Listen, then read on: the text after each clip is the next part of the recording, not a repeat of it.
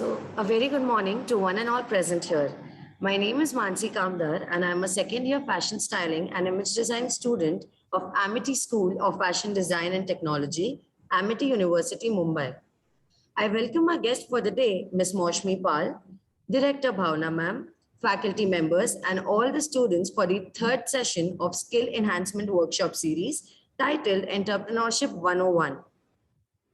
With its future-ready campus and a world-class learning infrastructure, Amity University, Maharashtra has set itself up to become a pioneer in higher education by offering programs with a 360-degree career modification setup. Through its state-of-art infrastructure, the facilities provided to students are work integrated with learning opportunities and getting students out into the real world. The programs are designed for the students with multidisciplinary backgrounds to garner their skills and ideas in new and creative ways. It is a great pleasure to have Ms. मेरा Moshmi Pal camera on रहेगा ना? as the expert for the day. Ms. Moshmi Pal is currently the founder and CEO of Woodpecker Media.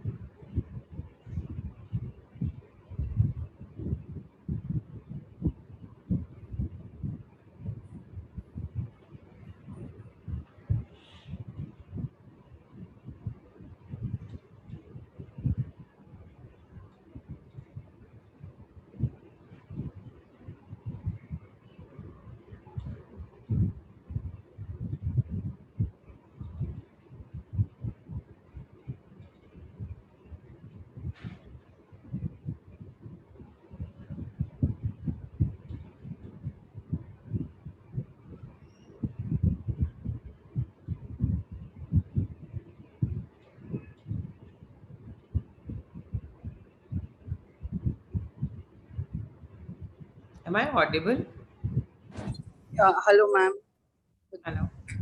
So I think there's some error. Our university internet is not working. So I'm really sorry for this. We need to figure out something. Yeah, yeah. Technical glitches are a part of online. Never expected the LAN to stop working. Just give me 2 minutes. Sure, sure. So, beginning again, it is a great pleasure to have Ms. Moshmi Pal as the expert for the day. Ms. Moshmi Pal is currently the founder and CEO of Woodpecker Media. She was also the brand strategist at Wipro and brand manager at Mitsubishi and IBM.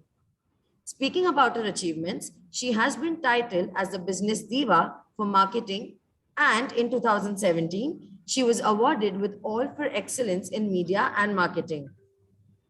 Ms. Moshmi Pal has trained 1,000 plus individuals and has been interviewed by Delhi Age and Deccan Chronicle on Biggest Takeaway of 2020. She is working in the core team of the NGO Center for Angel Express Foundation. Enlightening you all further about the topic, skill enhancement provides the opportunity and knowledge for an individual to develop and strengthen the necessary skills to gain, maintain, and advance in a chosen area. In today's session, emphasis will be laid on bootstrapping. Bootstrapping a business involves starting it without the assistance of venture capital firms or even major angel financing.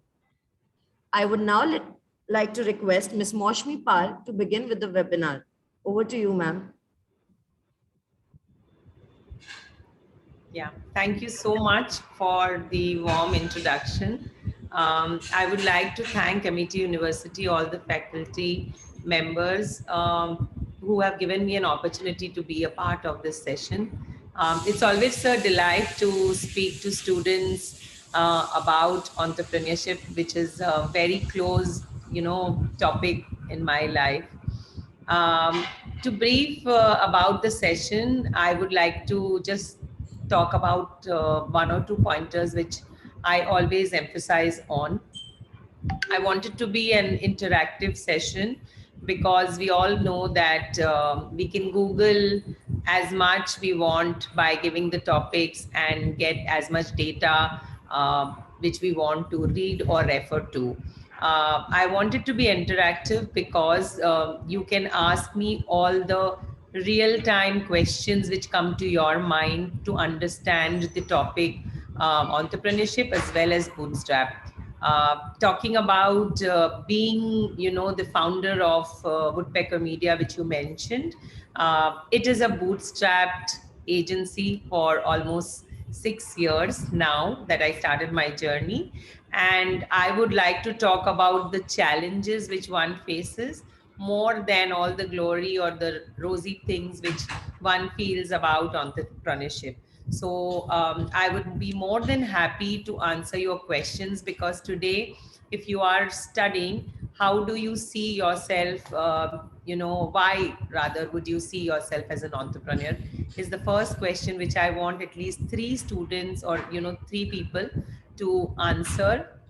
You can simply raise your hand and just give me one word. Why would you like to choose entrepreneurship? Meanwhile, I'll just share the screen.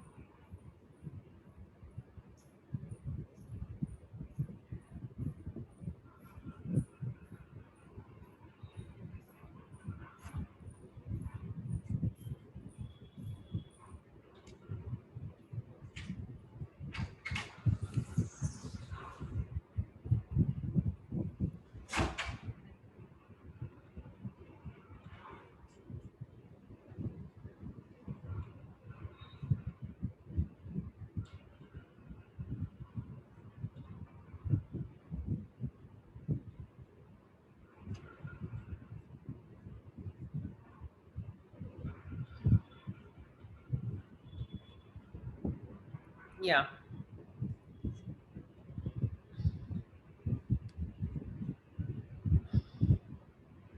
Can you guys see the screen? Yes, ma'am. It's visible. Visible, right?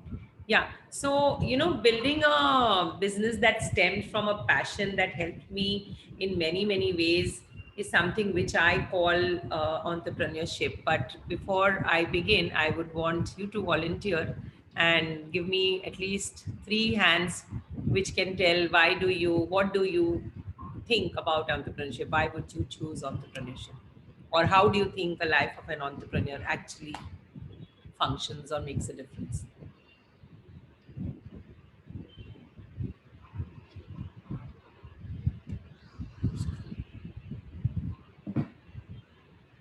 No one wants to volunteer. So, to begin, I would like to define it today as just starting simply a new business. You know, uh, to me, personally, a business should be or is more of a dream. So my request again would be, if you want to come in, raise your hand, and since it feels a little thing to just talk about what would you want to take away from this session. So what is it entrepreneurship about? Because we will be talking about bootstrapping, but entrepreneurship as a journey. So if you give me at least one or two feed, it helps me to navigate through the entire process of what idea do you come to this session for, with what idea have you actually come to this session for.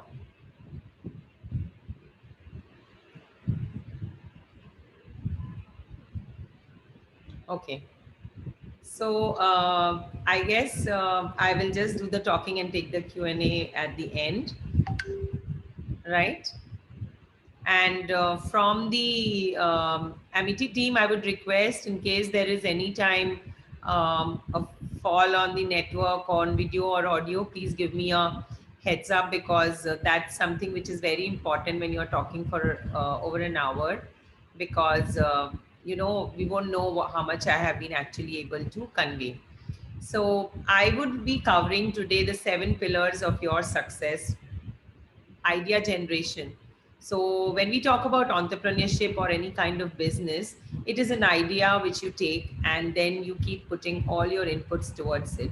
So very, very important factor, instrumental factor would be your idea. What is it that you actually want to grow? Because it's like growing your own baby.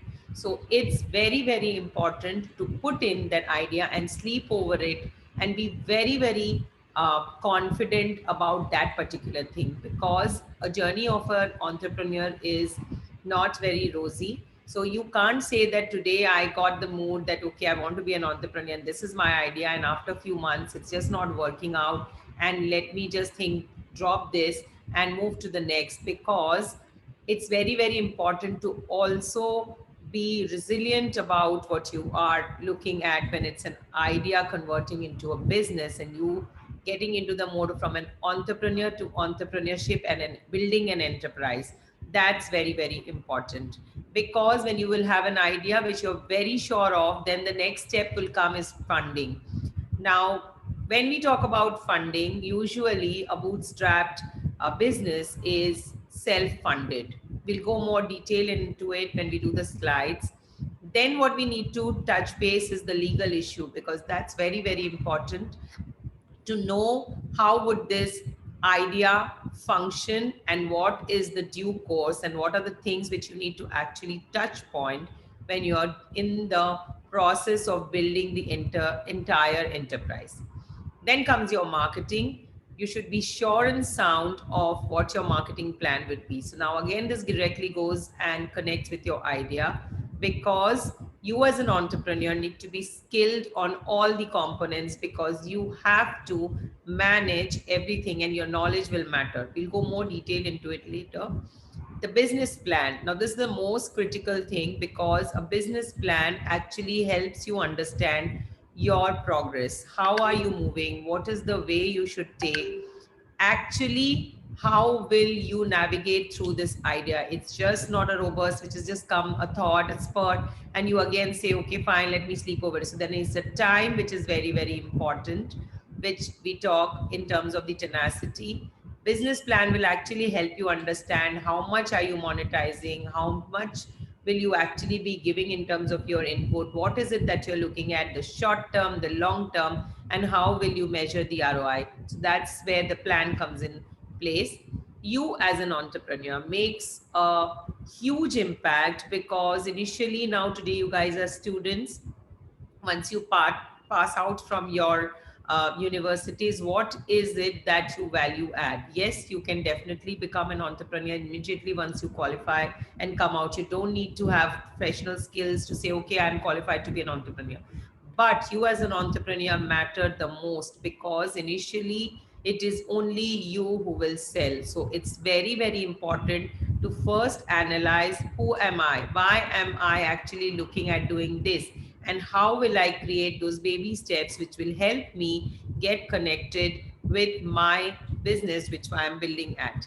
And then, very important would be to do your research. So, when we talk about small businesses which start with an idea, there are salons, there are boutiques, there are agencies which are doing. So, these are places where we have lots which exist in the market, and we have many which are mushrooming on a regular basis. So here, when you do your research, you will actually again go back to your idea generation, where you will have to find out which is that gap that you're actually looking at filling. And that's where you need to pick up your niche, because niche is something which is very important when you move to the conversion of your idea into a business. Now, very, very important factor which determines entrepreneurship is your entrepreneurial mindset.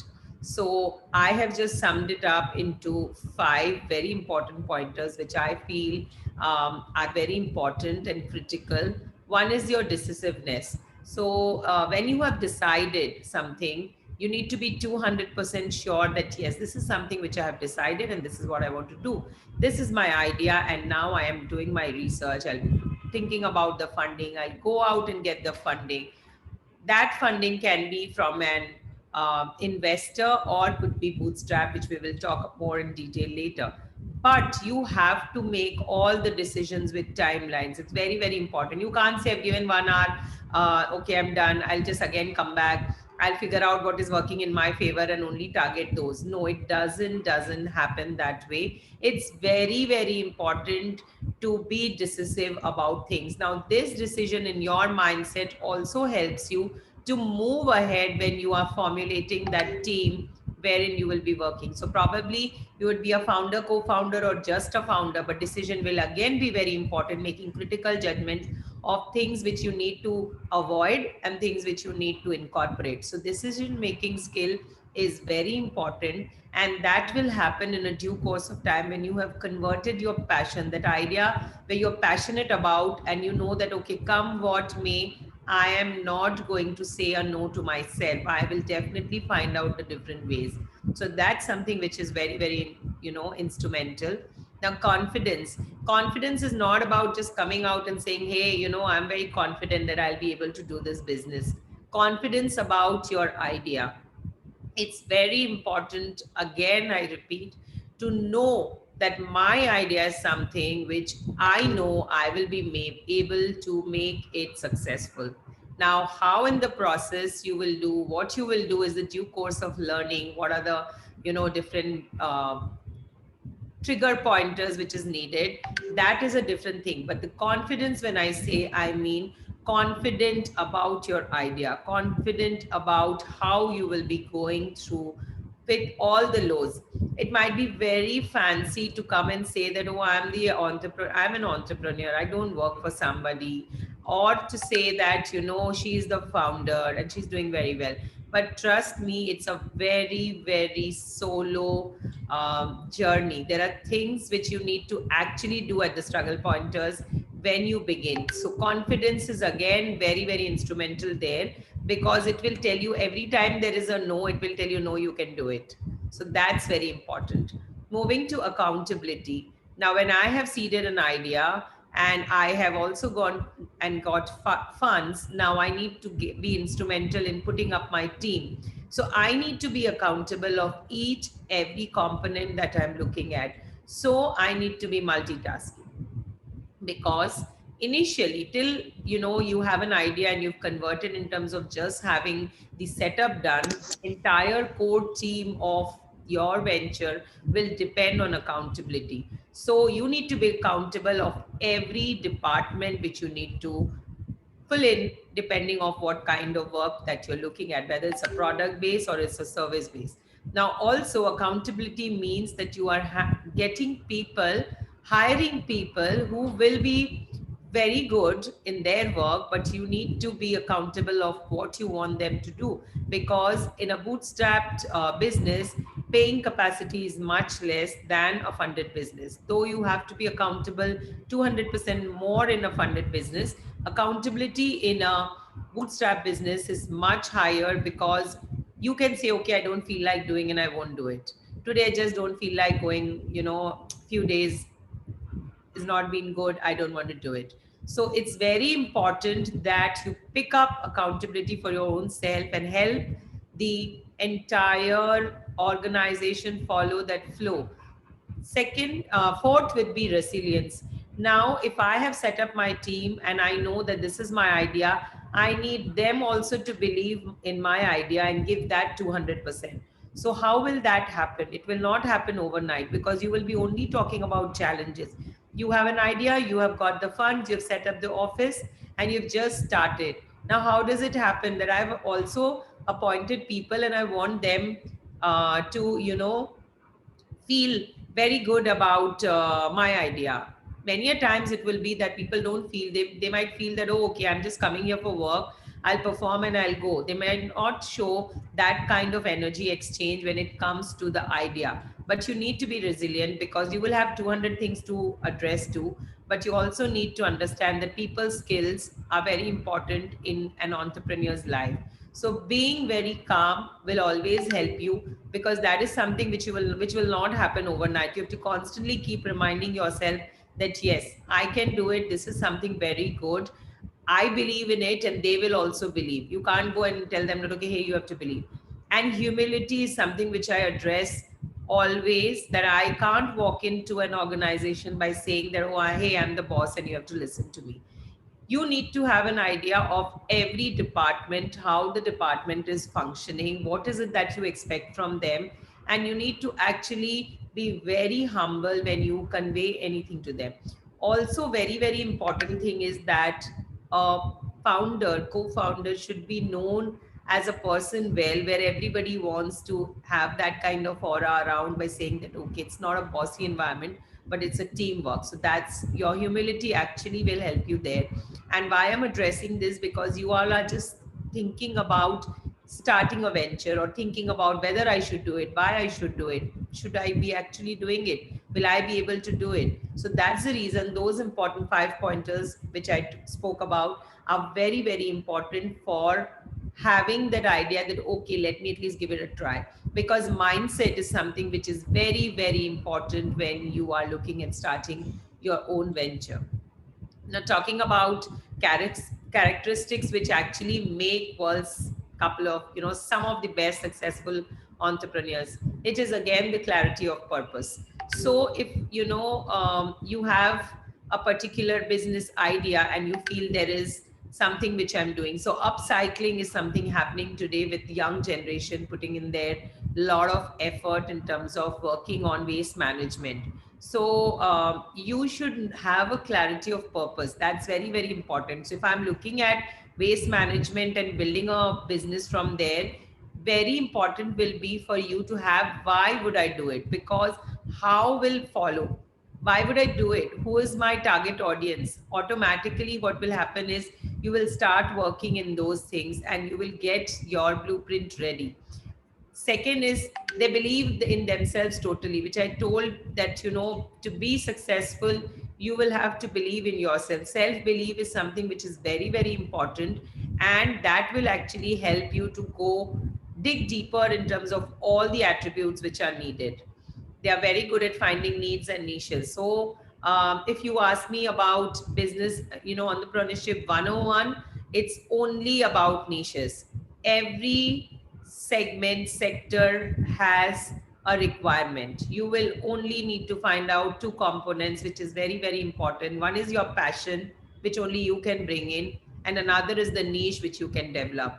The moment you bridge both of them, you will see the entire component of doing a business plan. Those are metrics which you will actually get to know in terms of going and doing professional courses or taking help from mentors. So that kind of a gap can be bridged.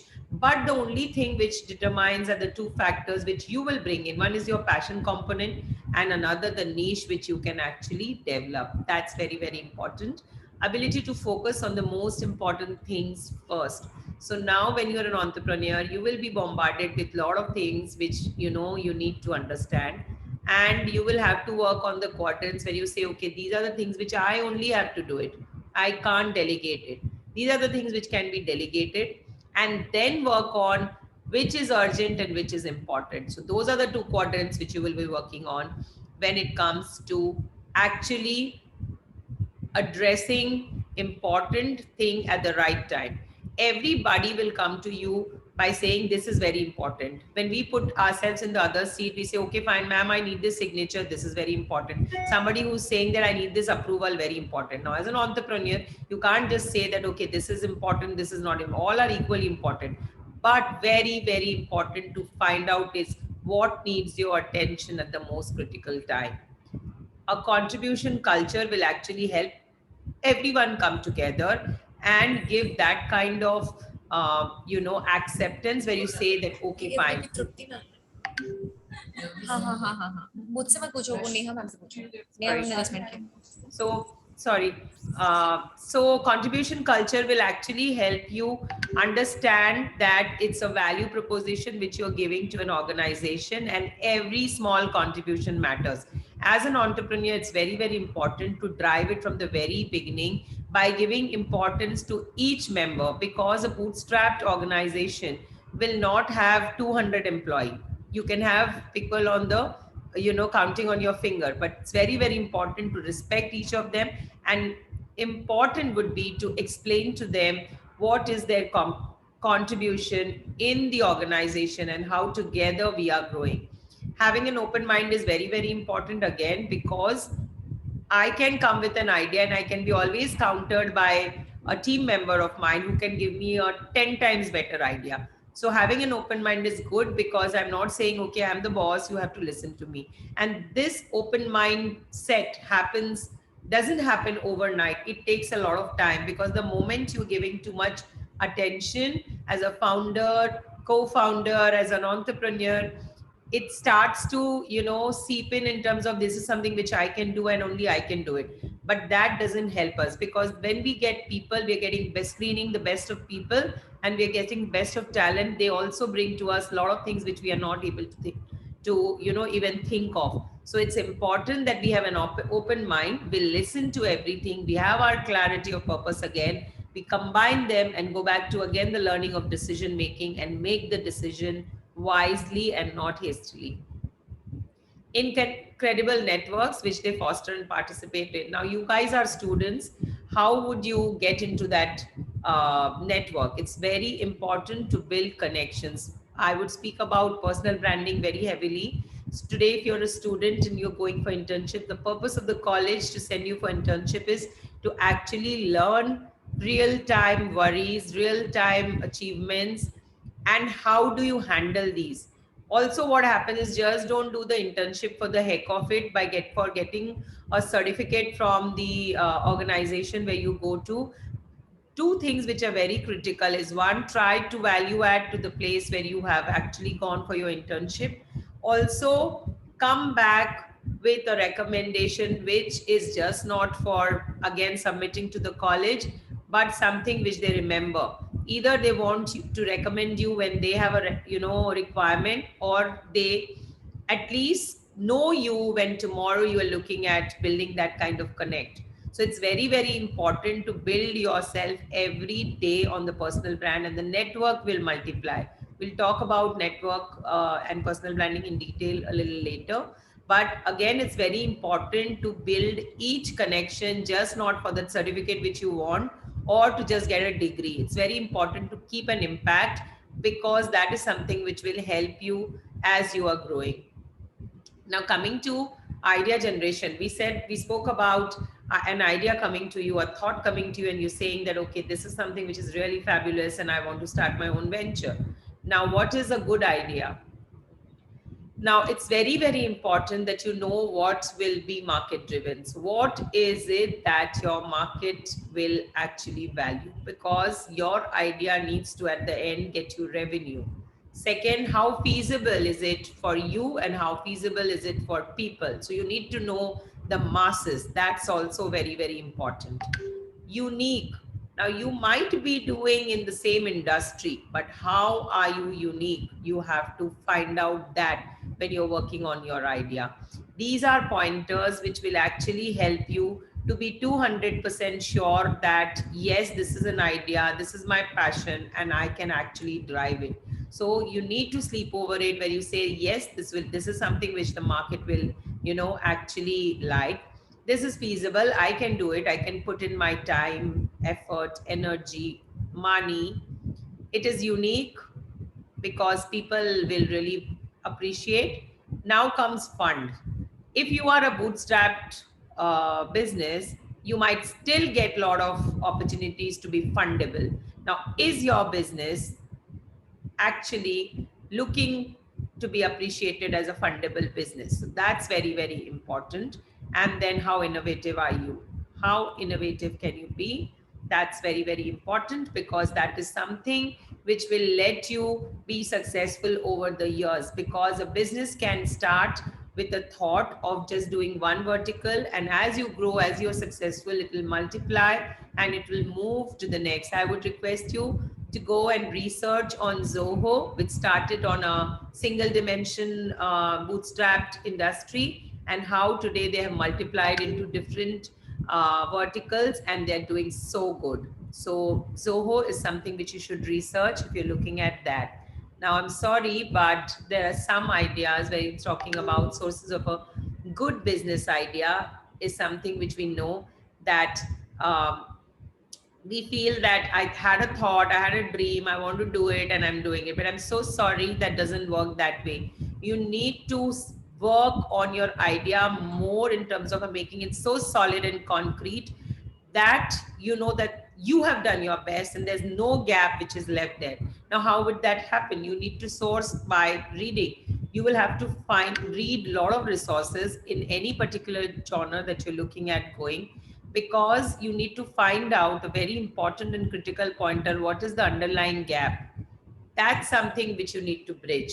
Any industry, any vertical which you're looking at will always be talking in the current affairs about something which is the gap management, and go and read on that and then build it, connect it with the dots, your idea, how unique it is, and how would you actually drive it.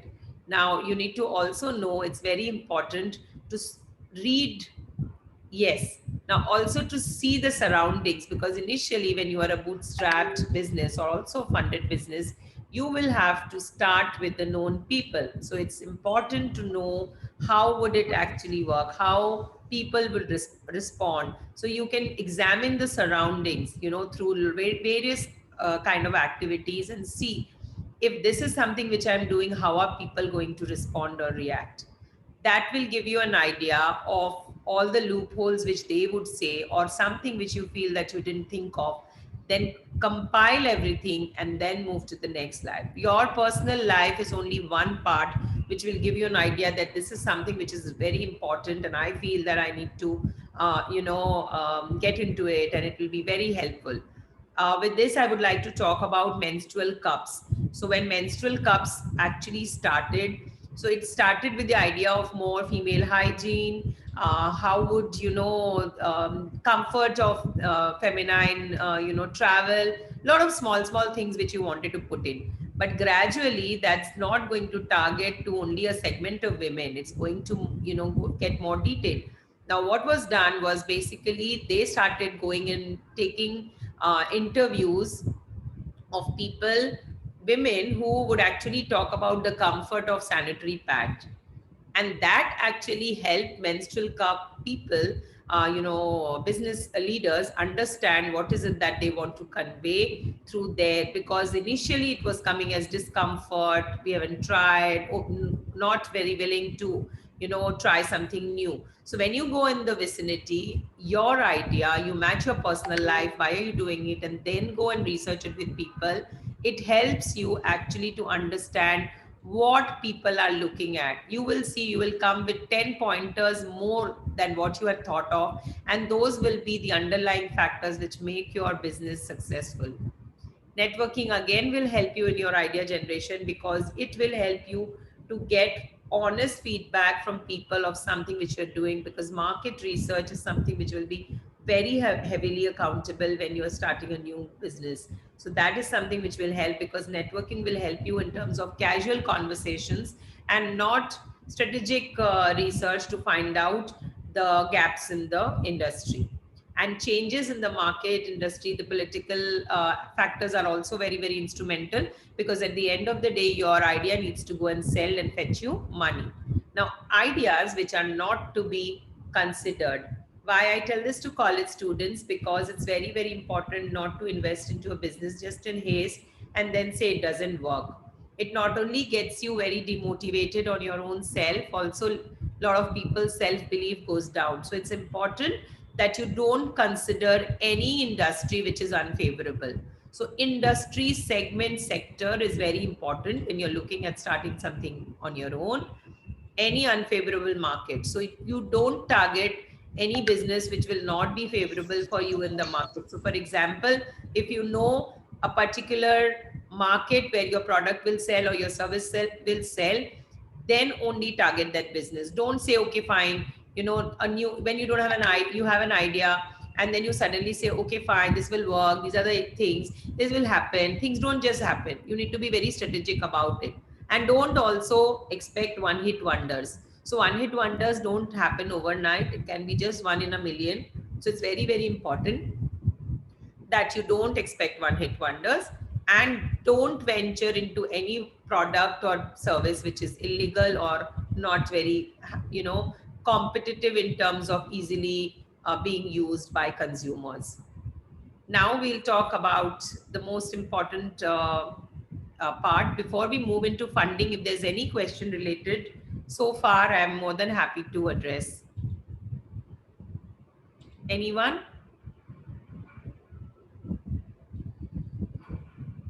No? Okay. So you have an idea, and you have done all your research, and you know that, okay, fine, now I'm good to go. Now there'll be like a debt funding which you need. Now, how does that happen? It happens from personal funds. My dad has some money and he said, okay, fine, you can start. That is when you just passed out. I worked for 5 years and I decided that, okay, I've saved, we have some good savings and I can invest that and start. That is another form of personal fund. I can take some money, borrow from family and friends. Yes, that's again personal fund. Credit cards, they give you loans and you start on that, personal fund. Bank loans, there are a lot of entrepreneurial loans we can give you. I can give you a handout later on a mail, which I think ma'am can circulate, which is in terms of lot of credibility, and also very helpful for individuals who are looking at starting a SME, which helps you to get that kind of fund. And federal and state loans are where you need to apply and get into the process, where it's a little lengthy, but it gives you money for a bootstrap. They are not funded. But when you come to funding, it is about your personal fund where you start, you make your projections, and then your friends and family also value add to some kind of component. And now you move into business angels, venture capitalists, or private placements. Here, the difference between your own money, where you have funded your own self, and where you have an investor is huge. I will not be covering about investors or funded business. I would be addressing on business budget when it comes to your own money. So talking about funding, wherein your idea, you have already decided, you've made your business plan, and now you are coming to your funds. So that's very, very important, because you'll have to allocate your assets when you have the money. So you need to know which are the departments in an organization which you are going to start, you have to have, those are mandatory. So very important is that when you start any business, you first put in the heads. So if I need to know 5 heads, what are the heads which I have to mandatorily have in my organization? That is very, very important. Then put your fund allocation. Now, fund allocation will be from your income sources. So, initially, in the first 2 years, you should not consider any income to come from your business churn model. After 2 years, you know from where the fund is coming, what is your income source, and how will you determine your fixed cost. But initially, till 2 years, it's only expense, there's no income. So now it's very, very important to break it into determined fixed costs and invariable expenses. You will already know my rent is this much, telephone, Wi-Fi, staff, tea, coffee, stationery, all of them is going to be constant for 2 years. So that's something which you need.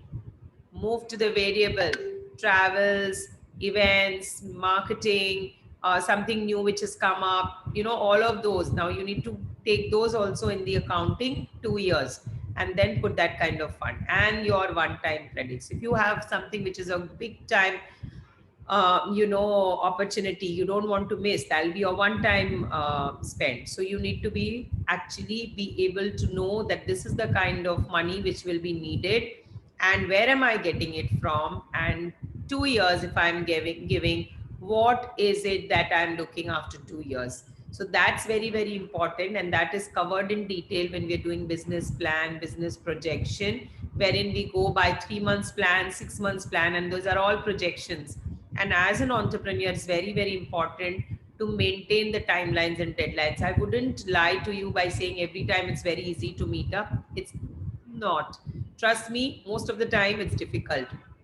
But the first 15 days of the month will drive you into, you have to drive it by saying that these are the things which I need at the end of the quarter.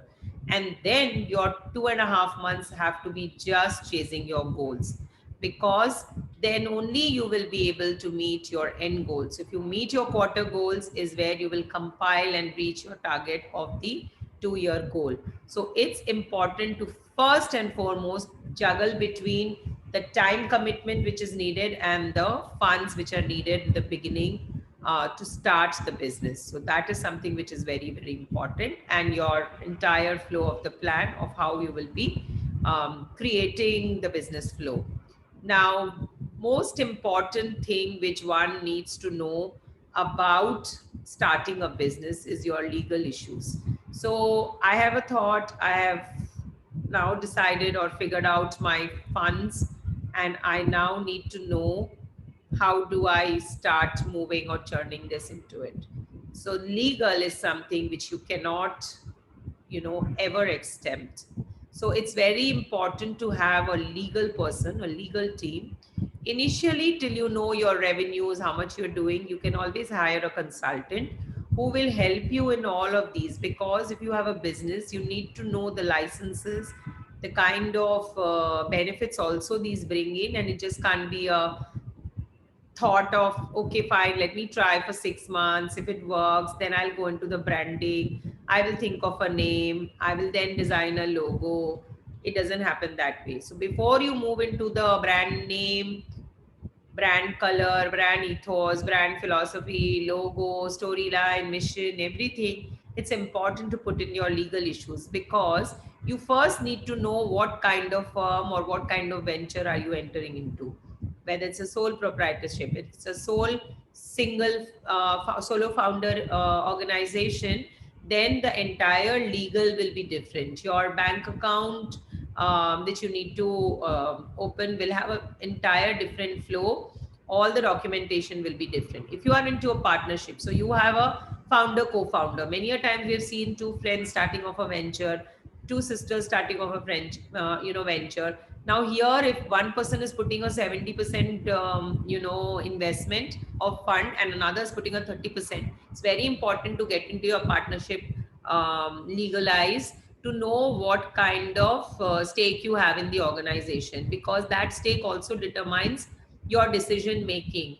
Gradually, I am starting this business with the thought that yes, I will be successful and I'll multiply from 5 team to 20 team member. So it's very, very important. As work multiplies, responsibilities also multiply, and revenue sharing also changes. So it's important to put everything in your legal partnership document, because even when you're signing for documentation, people will want to know who's the signing authority and all those things. If you're moving more detailed into a bigger kind of a setup, then your corporation or a LLC comes in place, because that's the kind of agreement which is needed for a lot of documentation, a lot of exports. If you're doing e-commerce, then you need to have all of these, because your e-commerce sales, all of those are determined on these legal things. So having a legal person is very important, because you don't want to get into any legal issues and you want a seamless flow. Now, for a SME, couple of things which are very, very mandatory on a small thing would be registration of your business entity. So first, go to a branding person, take help of a branding person who will actually understand all your requirements, will help you in terms of having your brand niche covered by a brand name, attaching it with your brand logo, your stationery, your philosophy, your website, your social media, everything, building of that business entity, and now going and registering it.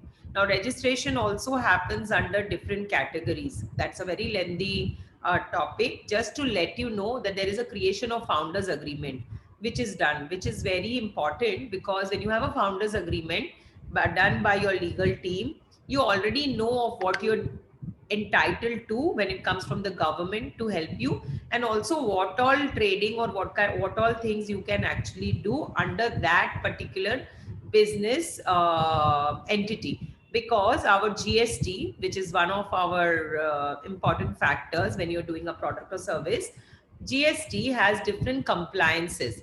You will have one GST number, but your GST filings happen under different segments. So if your business entity is not registered with the founders agreement in detail, you cannot. So giving you an example, my agency Woodpecker Media, we do a 360-degree communication.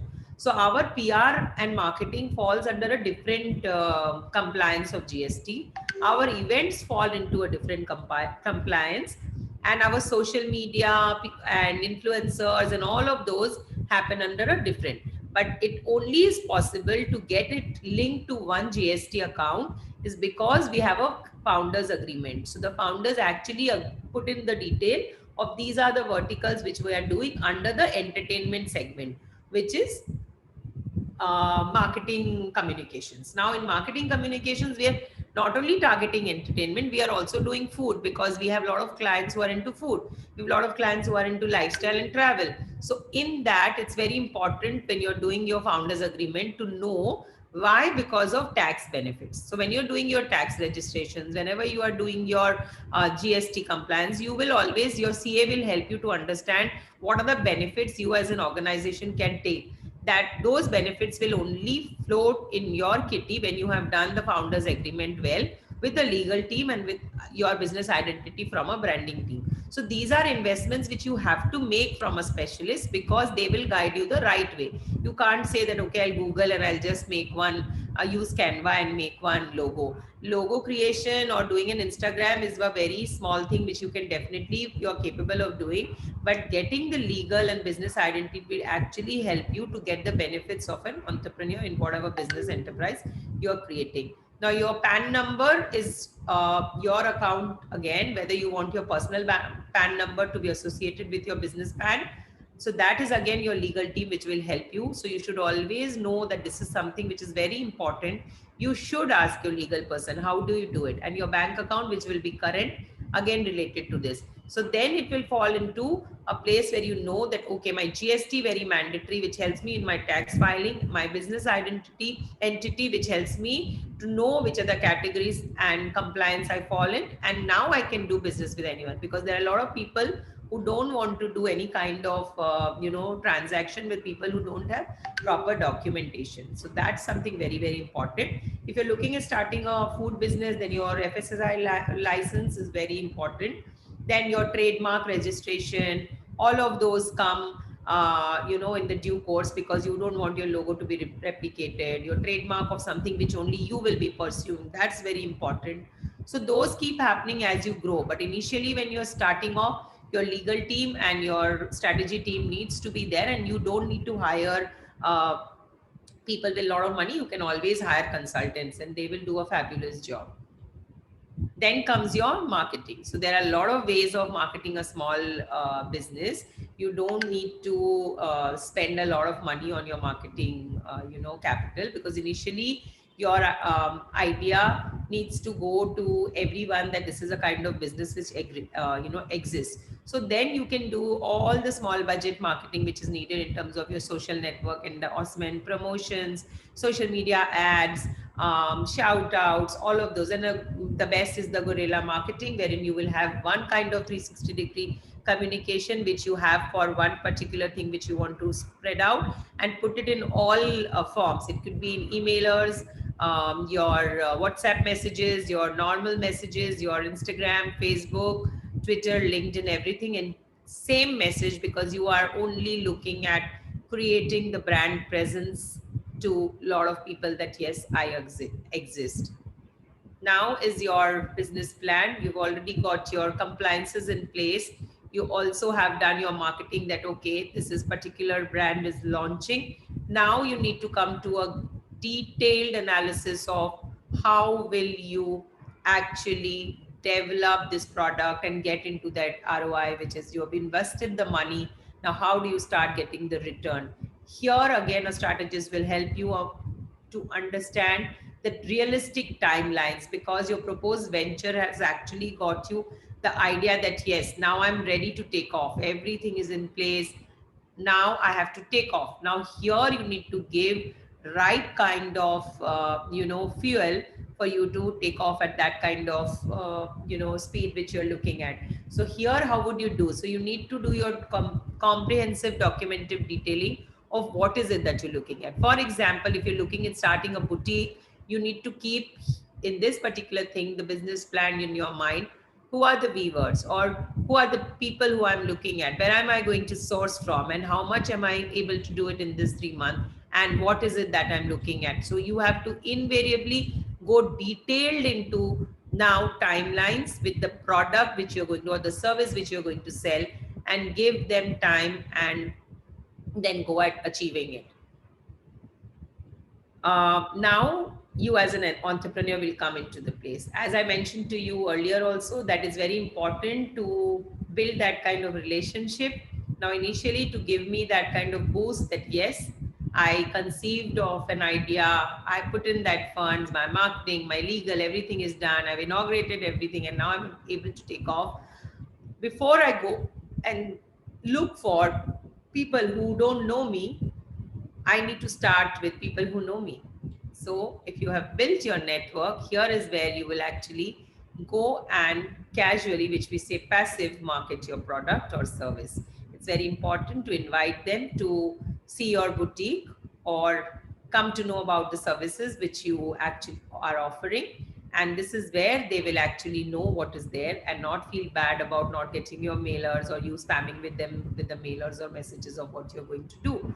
Now, it's very, very important. Now, this is also a very instrumental point for students like you. Now, if you are the entrepreneur which you are aspiring to be, it's important that you are in college, you build your network of the right kind of people whom you want to work with, because without experience, you just can't do it. So it's important to go and work in an organization to know first the organizational flow of what the real time work looks like.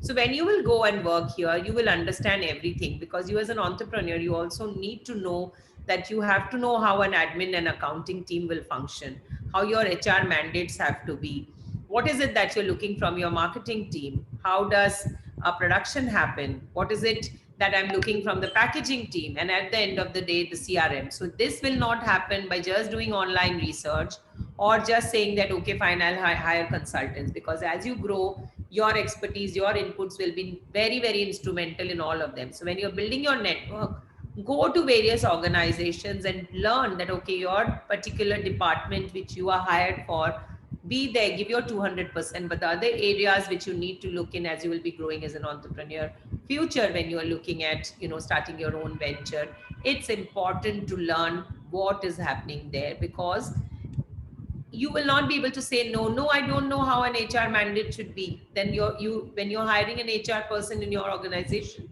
you wouldn't even know what are the rules and regulations you want in your organization, which makes you happy. So that's very important. Also, when it comes to client servicing, you will just say, why are the clients not happy?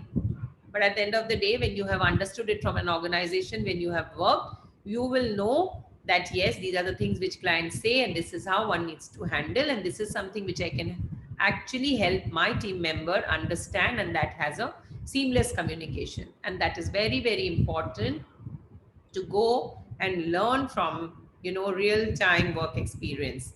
Now also, when you are doing this, you're preparing your resume, because somebody who's looking at a founder, co-founder, also looks at someone who's come with experience and expertise, because confidence is also a part of or component of these two things. So it's important that you build your resume of working in diversified capacities and something which brings in more of leadership, because that will help you to understand how you will be leading your own organization. Intern as much you can to gain experience. When you are doing an internship, don't count anything, just learn, just go and learn, because what will happen, and give your 200% to learn, because that will help you to actually understand the depth of it. Because there are two types of interns who are hired: one who just comes to take the certificate and say, okay fine, this is something which I'm doing because my college has asked me to. And there's one who actually wants to learn from the real time, wants to participate and say, okay fine, this is something which is happening, let me understand what is the way, how to actually be a part of the team. So it's very, very important that you intern as much, keep doing it. Sorry. So that will help you, because you will work in diversified role as an entrepreneur, and this particular internship will actually help you become a very, very strong entrepreneur, because you will learn all the failures, because the worst work is given to the intern when it comes to interning at various places. So this is something which you should never ever lose an opportunity, because when you go to some organization to do an internship, they'll give you something which nobody capable is doing. So if you have done that well, and then you are a part of that team, you understand that you've bridged the gap so well that you moved into that internship from one. Value addition has happened from your end, and that is something which is very important when you are looking at your idea and not giving up ever.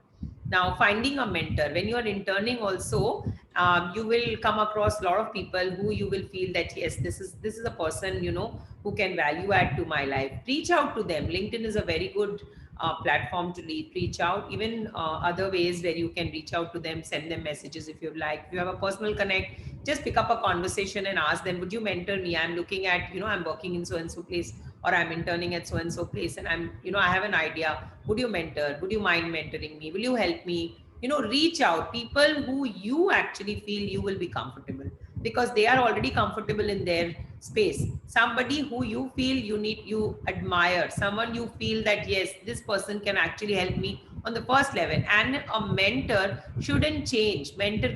You can have many mentors, but finding a right one is very, very important, wherein you both come to the same equilibrium and help you just flow. Your professional image is again very important, because that is something which will help you to get that kind of personal branding in place. Because when you walk up, you might be working in an organization for 2 years, and after 2 years you decide that you want to open a venture, and in another 2 years you're successful, and then you might be sharing your platform with someone on a speaking opportunity or a meeting opportunity or a conference, where someone is there with you for with an experience of 15 years. So instead of that person feeling, oh, how silly, that person should actually value your presence. And how would that happen is, from day one, how would you elevate your professional image? That will only happen when you're serious about what you're doing and serious about what you want to learn. So it's very, very important to have an organizational behavior in place, and be very detrimental of what is it that you're looking at the end. behaving ethically and learning to sell. These are the two things which is very common. Learning to sell is again very important, because as an entrepreneur you will have to sell every moment to your team member, to your client, to your customer, to your friends, to everyone. Now if I say I'm very shy, I can't talk, I can't. Now learning to sell also doesn't mean that you go and say, hey, listen, I have this product, will you buy, please, will you buy? No, I'm talking about positively positioning a business. So how do you positively position a business is very important, where the person with whom you're having the conversation should actually understand that yes, it is a mutual benefit. It's not that she's just forced me to buy this candle because she's just started this aroma, bath salts and candles, and she wants me to buy this. No, this is something which is told me that will help my spa, and really it's going to be mutual for us. I get a very good product and she's getting a business. So that is something which you need to learn, very critical, and that should happen at the stage where you are in today. Do your research, research the industry very well, where you want to focus on. Know your competition. Very, very important is to know your competition. And please don't say that my competition doesn't do this and I'm doing this. Never. It's collaboration over competition. So you need to know how can you bridge the gap. If you walk into a networking room and you see I'm a nutritionist, my next member who's sitting next to me is also a nutritionist, and now we both have to give a presentation. I'm so intimidated that, okay, now we have 50 people. I don't know if anybody will be my client. People, no, it doesn't work that way. Know your competition well and know your niche. If you know your niche, you will never be intimidated by competition, because you will find out that probably she's just a general nutritionist and you are a diabetic nutritionist. So you both can collaborate. So it's very important to know your competition and then bridge the gap and then collaborate, so that you can reach your 2-year gap, or your goal rather, soon. Project your financials, cash flow, startup costs I've already covered, wherein it's very important to know that initially 2 years there will be nothing. If you break even, very good. Otherwise, you need to do again the business metrics in terms of how do you position it in terms of the quarterly goals, 6 monthly and the annual goals, and then research on the credibility which you can actually evaluate. Now, communicate your research is important, because now you need to refine your idea. That's something very, very important, because you are a bootstrapped organization with your own money, and now you have already accomplished what you had given for yourself in 2 years, and now you still want to be considered as a bootstrap, but you can look at loans which your organization can get. So now is the time when you need to basically refine your idea, because if you have given yourself a 2-year goal and you see in 1.5 years you've done the revenue well, market receptivity is very good, the team size is growing, then what you need to do is you need to take the next leap of faith. And now here you need to refine your idea, because initially when you started it was raw. You had not put any kind of effort into refining it. You had just thought, you had your niche, you started, you did all what is needed in terms of a structure. Now you need to refine, because as you're growing you will look at more challenging segments which you want to build in, more ways of creativity which your business can value add, because you've already created a market presence. You know what is revenue generation, you have done personal branding, so you know that yes, ye to bikta hai. So now you need to refine it to make it more presentable. Here is the time where your revenue, which is come, will help you to get your business more polished, bringing in the synergies of what you have done and moving to the next level. Now here you can create an elevator pitch. This is the time when you can say, hey, I am a bootstrapped business. I'm very good to go. Now I want to sell it off 100%. So that's one elevator pitch. Are you saying, no, I'm very good being the founder here and I don't want to sell it to anyone, but I'm looking at more funds because I want to move from plinth A to plinth B. Now here again, your elevator pitch will change, wherein you will look at angel investors, A, or you can look at bank funds. When you're looking at bank funds, you are still a bootstrapped business, which will have a recovery process of the other way. If you are into the investor mode, then the entire metrics will be very different. and then you need to know how do you go. Very, very important in selling is that you create an elevator pitch, not by yourself, but somebody who's experienced, who can actually take you through the process of understanding what a pitch is and how a pitch actually gets funded. So it's important to know that. Now, I would just like to talk about a couple of important skills which an entrepreneur should have. You should be curious throughout. If you started today, you've started 6 years back, you need to be curious. You need to be curious of two components. One is what can you actually value add? What is the market actually looking at? Receptivity of people. So be curious, keep reading, keep upgrading yourself with whatever your business needs to be aligned to the time where you are in. Time management is something very, very important because you'll have to create a balance between your work time, your personal time, learning time, research time, networking time, and a lot of time which goes into it. So it's only 24 hours. You need to know how do you calculate that time without even missing out on any opportunity. So that's very important. Now, strategic thinking, when it comes, it's something which you need to know that how would you be actually helping your business to grow. And strategic thinking is very important because you will have various departments. If your marketing department, you can't go and tell them that this is the kind of revenue which I'm looking at achieving at the end of 3 months. Come on, let's go and get it. No, but you need to have a strategy where you have team goals and then you help them to drive it. And at the end of the day, again, your strategic thinking will be connected to positioning your business, product, service to people who will be receptive to it and multiply the production of your particular thing. Efficiency, we have already spoken. Resilience is something which is needed day in, day out. Communication, very important because that's wherein people actually connect with people.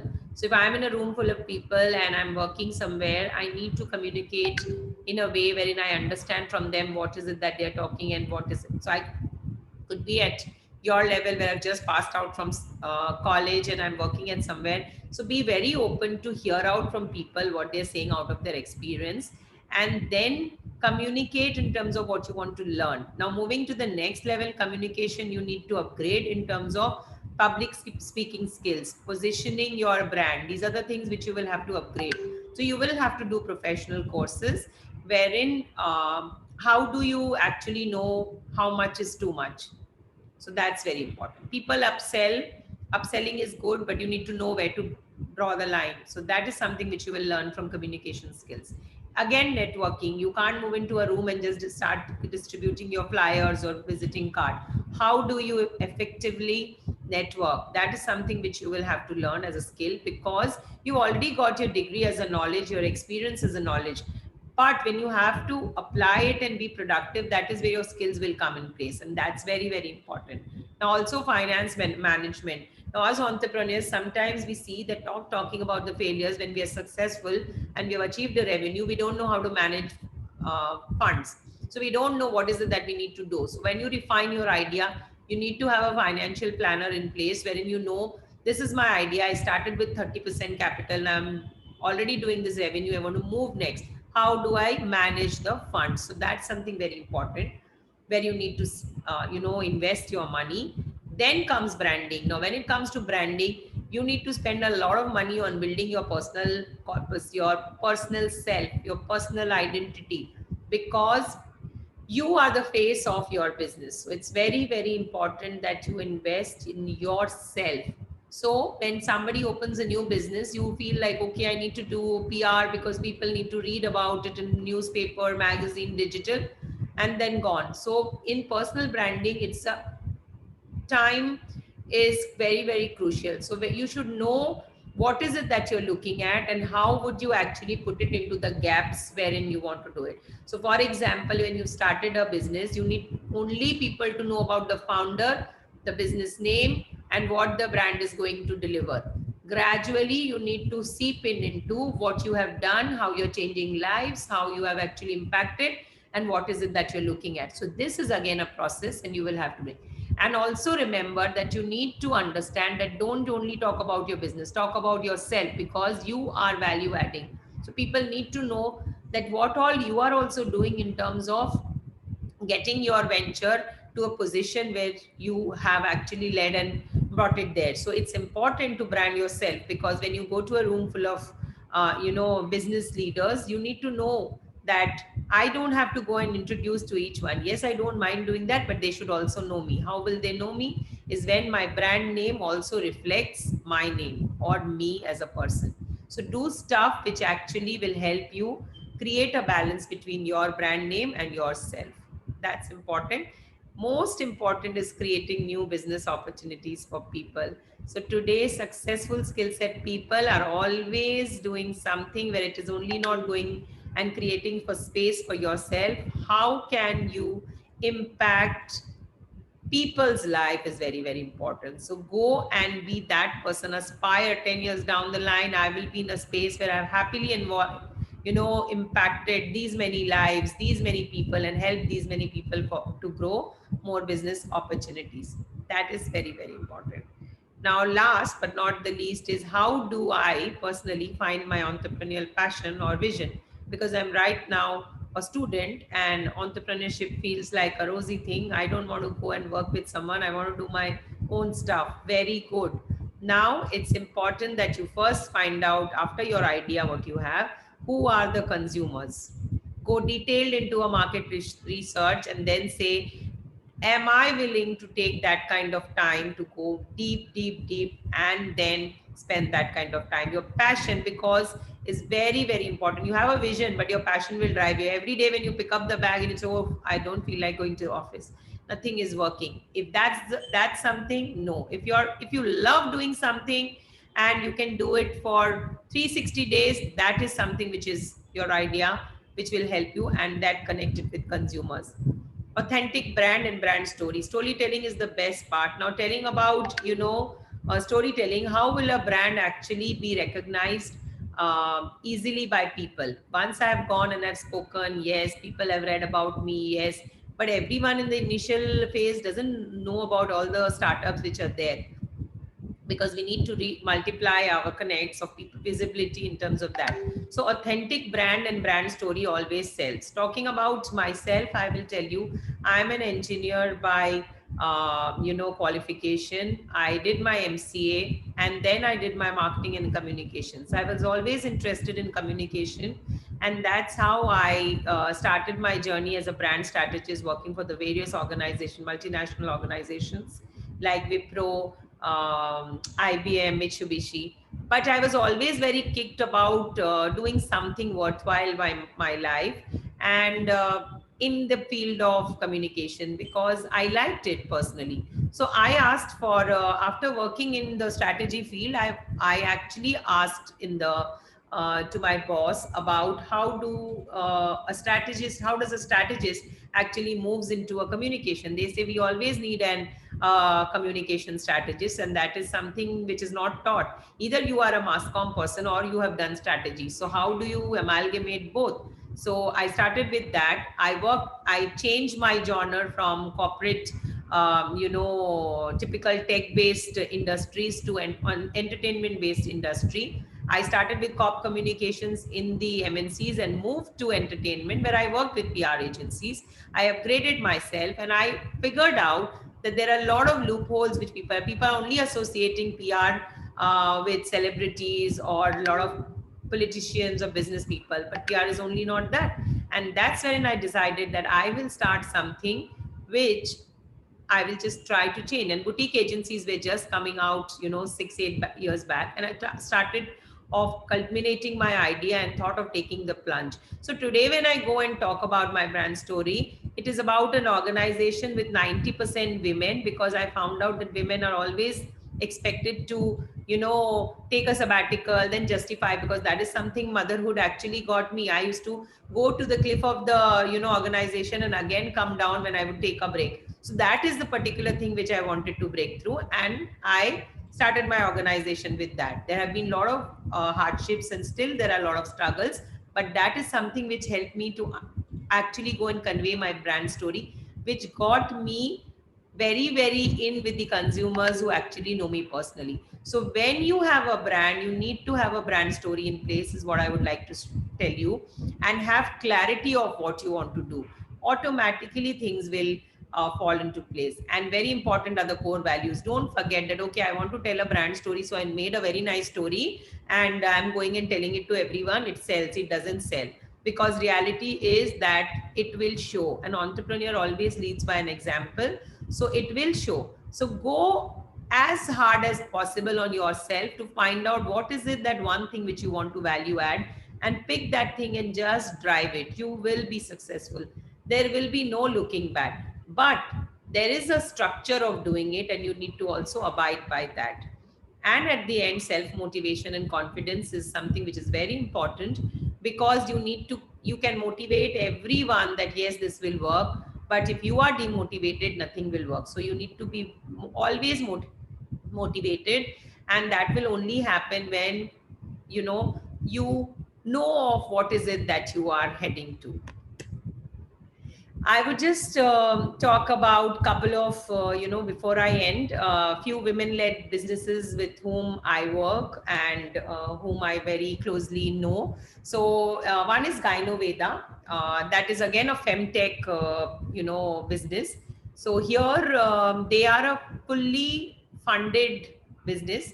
So if you go and research on Gynoveda, you will see how they started and how actually they have grown. So you will understand that whether I want to do in the space of funded business or a bootstrap business, because bootstrap may also, what happens is sometimes we want to be bootstrap because we don't want to take the hardship of creating those pitches or anything, and bootstrap is easy to open and easy to shut.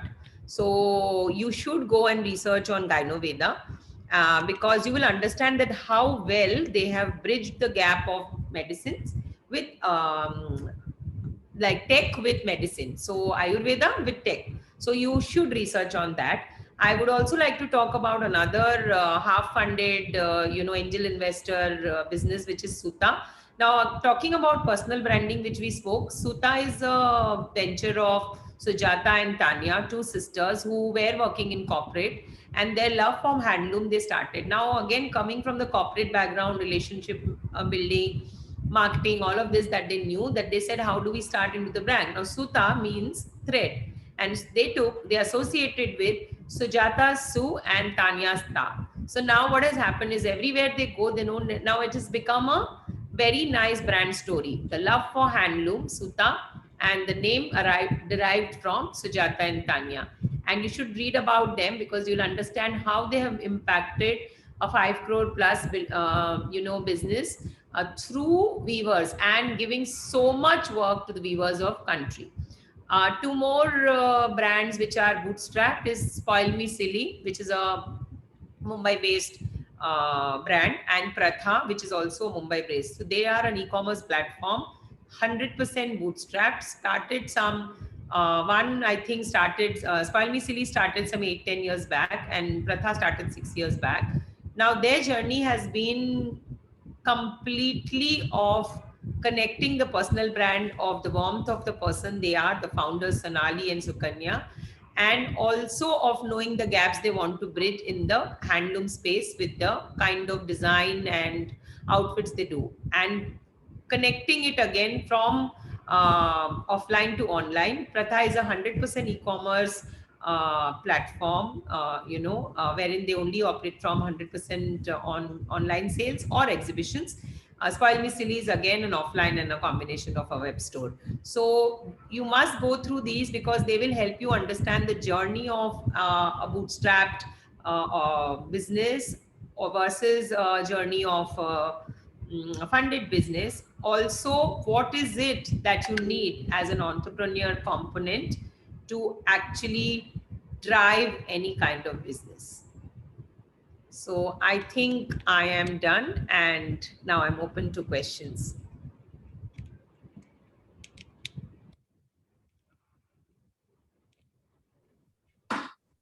Thank you for your words, ma'am. That was quite helpful. Thank you. I think students can unmute themselves and ask questions as well.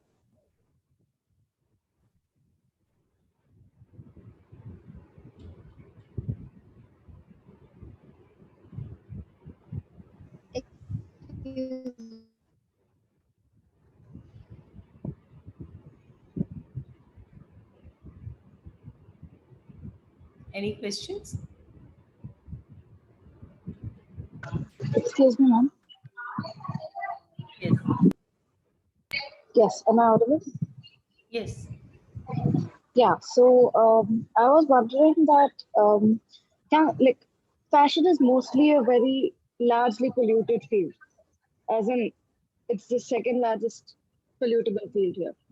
So we know that the waste can be reused, but why isn't it being reused as effective as other sectors? It's not when you say reused, what is it that you are what is it that you look at? Um, like the waste goods being reused, as in chunks of wood has been reused and metals are melted again and reused. So, what is the alternative for fabrics like that? So if you get more detailed into it, you will see there are a lot of waste management fashion brands. You will see a lot of fashion brands who have a core fashion first kind of a business. They also have a smaller business which they don't market that heavily, which is into upcycling of waste. But collectively, that is the reason today we are like consciously promoting upcycling, upcycle styles of constant conscious fashion, but vis-a-vis just buying from off the shelves and having 200 things. So those are the things which are there, but I'm sure it's not appreciated the way it should be, because right now if you see in the last 2 to 4 years is where youngsters especially have understood the importance of conscious fashion, handloom, and all of those, because fabrics overnight cannot be changed, because it's also an industry. We cater to various kind of people. When it comes to complete organic, it's not again affordable for everyone. So that is something which I'm sure it will take time, but youngsters now have made an impact because they've understood the entire thing of sustainability, cultural sustainability precisely. So I'm sure we are heading in the right space, but yes, not the way it should be. All right, thank you. Thank you. Excuse me, ma'am, am I audible? Yeah. How to test if a startup idea will work well in the long run? Sorry. How will we test if a startup idea will work well in the long run? So that's what I conveyed in the presentation. When you have an idea, you will have to do the entire research of what is the startup idea. And once you do the research, you will get the answers to your own self, that which is the gap that you are bridging at, that is where you will understand. So if you see, when Zomato and Swiggy came in, they were they only had the monopoly of particularly just going and being a delivery service. But what has happened is they have already created an impact of delivery service and the comfort. Now, based on that, there are a lot of other delivery service people have also come. Did we ever think of VFast? But today we are so much relying on a Borzo or a VFast is only because we understood that delivery is something which matters. Now, they converted the food delivery from food, they made it to any comfort of it. It's only your, the change of restaurant versus your comfort of delivering anything in the space. So your idea, whether it is feasible or not, is purely detrimental of your inputs, because you will only be able to know what is the gap that you're bridging in and how well will you do it. And every segment, every industry has a gap.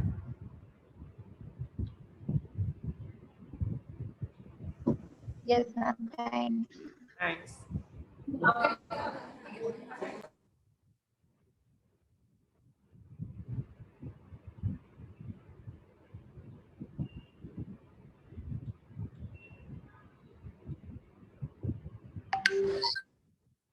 Anything, anyone else? Yes, ma'am.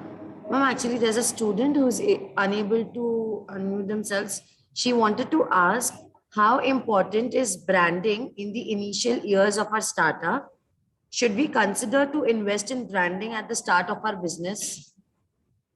So, I'm a personal brand strategist, so I would say that branding is very, very important at the first phase of business because it is how you want people to perceive the brand. So, if there is a brand and it's already created a market presence and perception, there's no point branding it later.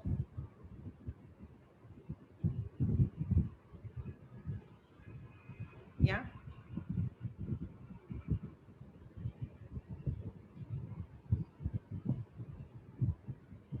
Anything else? Yes, ma'am. Actually, she had one more question. Yeah. She also wanted to ask, how do we evaluate the idea to know if it's worth the investment or not? Okay. So to evaluate an idea and to know whether it's worth an investment or not is purely going to a mentor and understanding that, because a mentor can actually help you understand. So we have a lot of SME mentors who can actually help you understand whether it is feasible or not is not the right way to put it. Rather, which are the small tweaks which you will need to make to just make that idea more polished to go.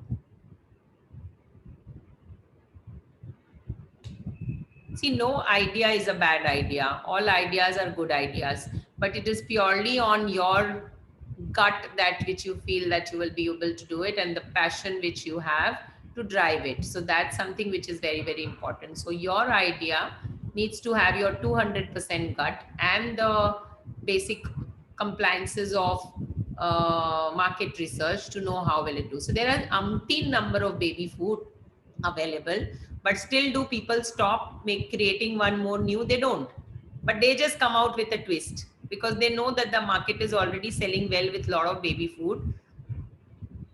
So you will need to have a mentor who will just guide you in terms of all the capacities of all the possibilities of things which you can modify.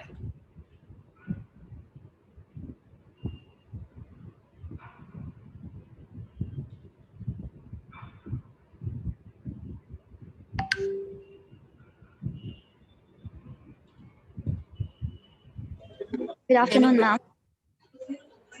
Ma'am, my question is like, with startups, the general consensus is that it might be a failure. So how can one overcome that societal pressure? And pertaining to you, how did you overcome the societal pressure, if there was any? So I'll tell you, every startup does come with a lot of baggage of societal pressure. And if it is a bootstrap, women-led startup, I'm sure it is 200% more because nobody is looking at a lady's idea so seriously to invest. But if you are very serious, you will definitely turn the tables. That is something very, very important. And I would always say that it's your passion which will drive it, because see, there will be a lot of lows, and if you're passionate, you will only be able to turn the table by converting those lows into highs. That's very, very important. And only our actions can reply to all the kind of unsupported people around. So I'm sure it's the action which will only lead. And to tell you, yes, I have had a lot of downs, and the pandemic was the biggest down, but it still didn't stop us, and we are still trying to bounce back. But the only thing which kept me motivated was upscaling my own self. So what is the need of the hour? What is it that I can value add to myself, and how can I help my agency get into something which we were not doing? So that's something which has actually helped. So you need to constantly keep upgrading yourself. It's not that, okay, today I'm a startup founder and I'm done. You need to constantly evolve and upgrade. That is something which is very, very important, I would personally say. Thank you, ma'am. Thank you. Good afternoon, ma'am. Yes, good afternoon. My question is, how did I decide where to establish my own company? Where or when? Ma'am, where? Where? So that's a very critical question. I wouldn't be able to give you a direct answer to where would you be able to, because what is it that you're looking at? That's why I said your consumers, your market, that is very, very important. I consult a lot of brands, so I'll tell you about a brand called Sattus. You can look online. They are a Patna based startup. When they started, so in Bihar people like Sattu, so Sattu is very popular, and what they do is they just mix, they take 2 to 3 spoons of Sattu in a glass of water, they mix it and they drink it. It keeps you cool and calm. So he wanted this particular thing of having easy handy sattu to everyone, okay, for people, like, in sachets. So he branded it, he made the name also Sattus, and he started with uh, Bihar and in Patna, and gradually what happened is he moved into the segment wherein he just was sending it to people into the different cities by just connecting with people online and through people who he knew. That's why I said your network, and just putting the brand, positioning it there. And then now today what has happened is Sattus has been funded by the Bihar government for more kind of production, because they have also elevated the value of Sattu and Bihar, the connection of it. So that is something. So Sattus now comes in chocolate flavor, pista flavor, and a lot of things, which is, again, as I told you, initially your brand will be to start with small, and as you keep moving ahead, it will refine and take the shape of other stuff, and with the flow you have to go by the flow. So where is the area, I wouldn't be able to say. That you will have to find out, particularly when you have done the research of the brand, the kind of business you want to start, and who are you targeting at. Okay, ma'am. Good afternoon, ma'am. Good afternoon. So my question is like, is there anything you would have done differently when you were first starting up? Sorry. My question is there anything you would have done differently when you were first starting up? So I'll tell you one thing. When I first I did have the clarity that I don't want to give up, but I also didn't come with a open mind or a willingness to convert my idea from a bootstrap to an investor model. So what has happened is that has definitely shut a lot of doors for me when the investors came at the right time, because I never thought of it. So I think openness to change, or if you're doing something very good, willingly understanding what you want is very, very important. And that is something which everyone should look at, instead of just being very quick.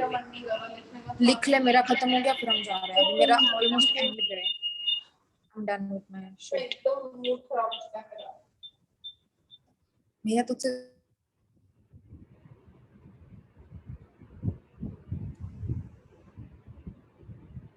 Any more? Ma'am, I have a question. Yeah.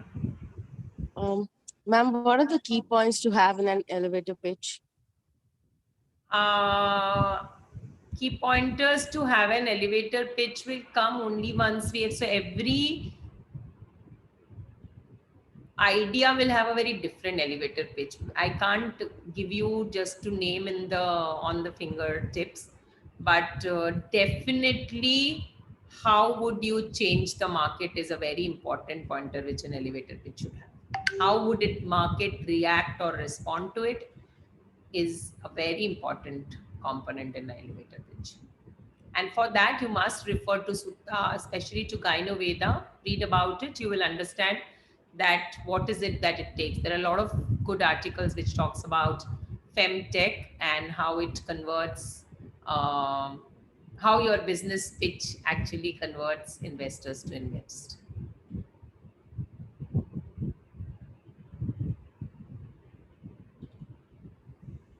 Okay, ma'am. Ma'am, there was one more question.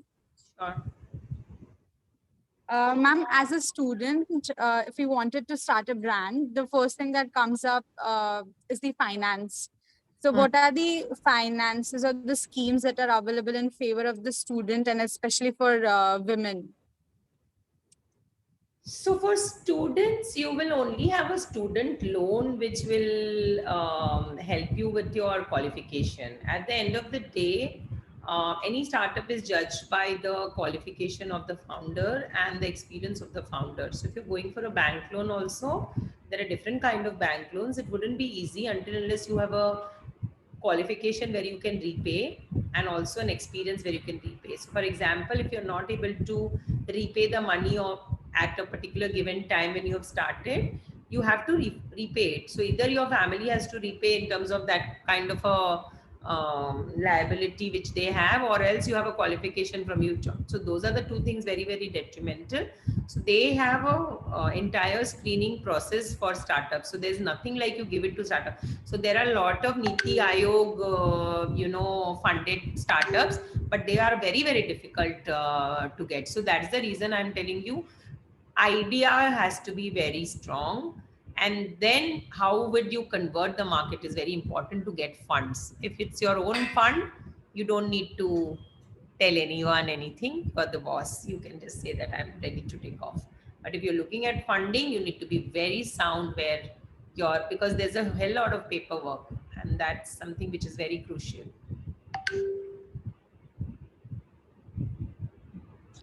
Good afternoon, ma'am. Good afternoon. Ma'am, you said that you shifted from different industries, like from tech to entertainment and all. What was the major difference in terms of branding? Like, even when you look at courses, they specifically mention, let's say, fashion branding, or what do I understand that different brands would have different approaches, but what is the major difference which brands have in terms of to make their brand visible in different industries? So I moved, I'm a strategist, so I moved from strategy point of view. But what changes is what it actually entails is consumers. So fashion will have a very different kind of consumer. Entertainment will again have a very different kind of consumer.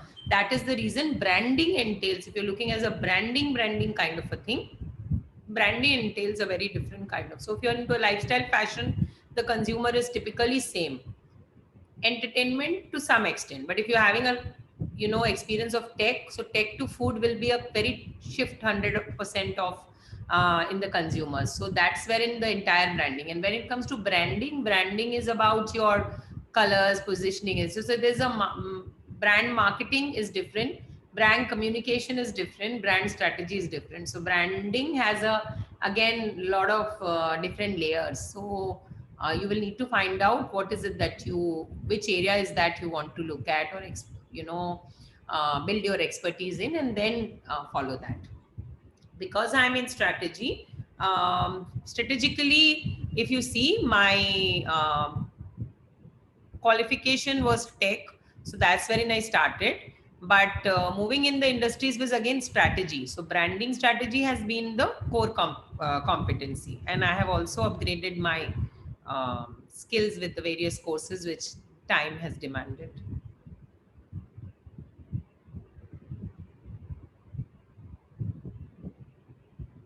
Yeah. Okay, ma'am. Thank you. Thank you. Hello, ma.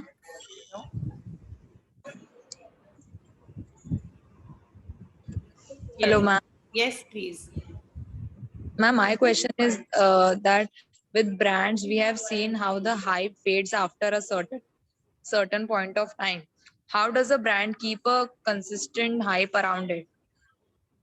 So, keeping the hype of any particular brand takes a lot of effort.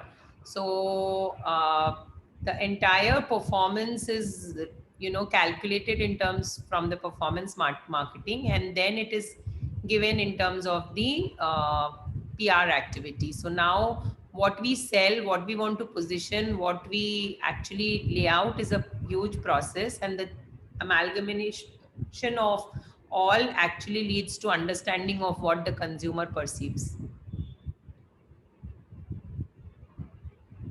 Thank you, ma'am.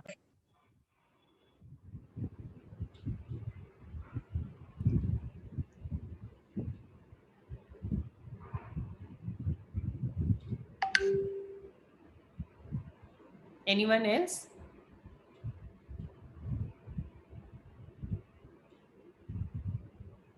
Hello, ma'am. Yes, please.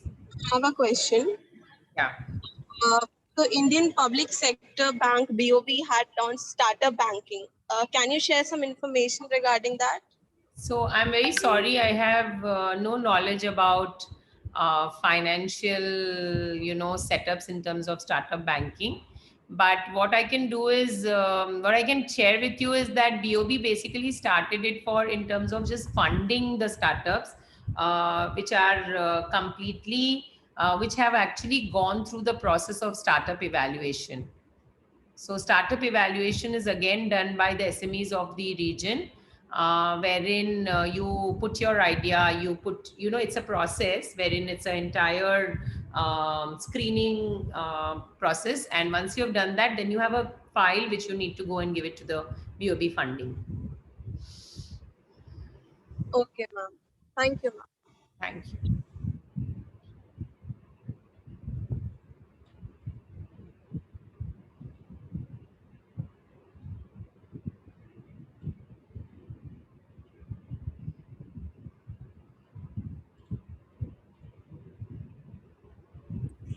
Hello, ma'am. I wanted to ask Yes, please. what were your business strategy while entering the market in the beginning?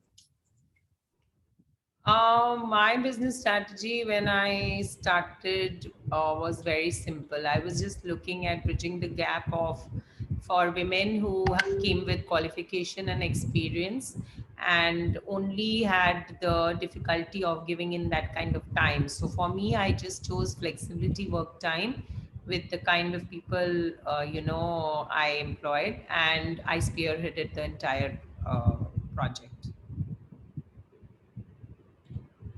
Okay. Thank you, ma'am. Thank you.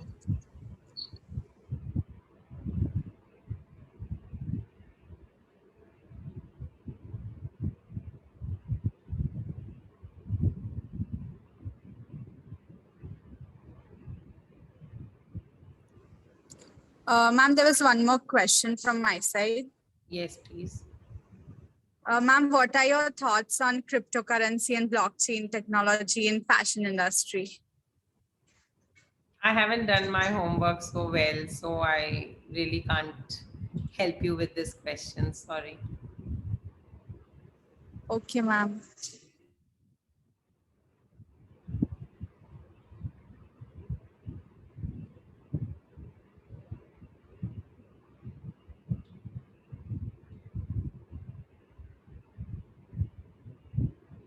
Anyone else?